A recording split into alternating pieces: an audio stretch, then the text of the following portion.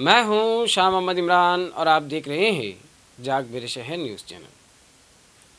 4 जनवरी 2021 को दरेगांव बारी में मोहम्मद जुनैद नईम अहमद के साथ ज़ख्मी होने वाले एमआईएम के धुलिया ज़िले सदर शमसुल हुदा शाह की रात 11:30 बजे मौत वाक़ हो गई। एक्सीडेंट में शमसुल हुदा शाह के पैर पर काफ़ी ज़ख्म आए थे, जिसकी वजह से उनका पैर काट दिया गया था, मगर मौसूल इत्तला के मुताबिक उनको अंदरूनी ज़ख्म भी काफ़ी आए थे, जिसकी वजह से उनकी तबीयत में सुधार नहीं हो रहा था। इसी सबब उनको मालेगांव के प्रयास हॉस्पिटल से नासिक के हॉस्पिटल ले जाया गया।